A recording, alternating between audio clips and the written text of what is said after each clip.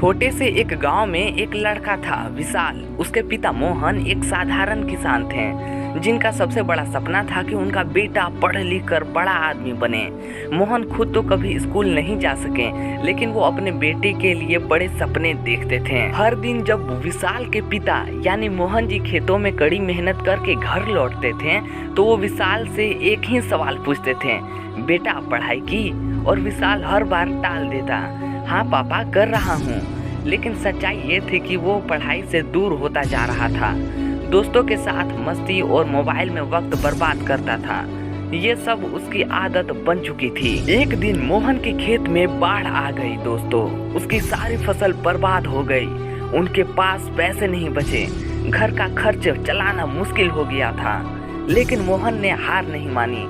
उन्होंने घर के सारे गहने और कीमती सामान बेचकर विशाल के स्कूल की फीस भरी। उस दिन मोहन की आंखों में आंसू थे, लेकिन उन्होंने विशाल से कुछ नहीं कहा।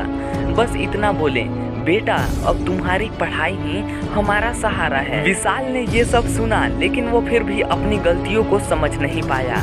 उसे लगा कि यह सब ठीक हो जाएगा, जैसा हमेशा होता आया है। लेकिन एक रात विशाल ने अपने पिता को खांसते हुए देखा। मोहन का स्वास्थ्य दिन ब दिन बिगड़ता जा रहा था। डॉक्टर ने कहा कि अगर सही इलाज नहीं हुआ तो उनके बचने की उम्मीद बहुत ही कम है। इलाज के लिए यहाँ पैसों की बहुत ज्यादा जरूरत थी, लेकिन वो पैसे कहाँ से आते हैं? विशाल उस रात सो नहीं पाया।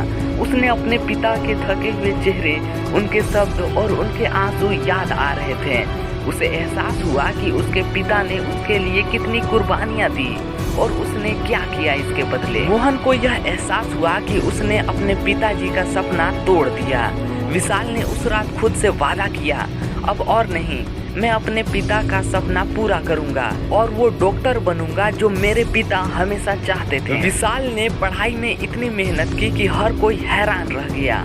उसकी आंखों में सिर्फ एक ही सपना था, अपने पिता की आंसू में गर्व देखना। मोहन की हालत और बिगड़ने लगी, लेकिन विशाल की मेहनत रंग लाई।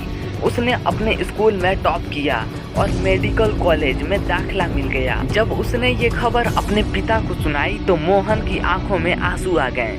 मोहन ने अपने बेटे को गले लगाते हुए कहा, तूने मेरा सपना पूरा कर दिया बेटा, अब मुझे कोई चिंता नहीं। वो आंसू खुशी के थे, वो आंसू उस मेहनत के थे जो विशाल ने अपने पिता के लिए की थी। और क्या तुम भी अपने पिता के सपनों को यूं ही टूटने दोगे? क्या तुम भी अपने जिम्मेदारी से भागोगे? याद रखो, जो कुर्बानी तुम्हारे माँ बाप ने दी है उसका मोल सिर्फ तुम्हारी पढ़ाई से ही चुकाया जा सकता है। उठो, पढ़ाई करो, क्योंकि एक दिन जब तुम्हारे पिता तुम्हें गले लगाकर कहेंगे तूने मेरा सपना पूरा किया, उस दिन तुम जानोगे कि तुमने जिंदगी में सबसे बड़ी जीत हासिल की है। आज पढ़ाई करो ताकि कल तुम अपने पिता के सपनों को पूरा कर सको।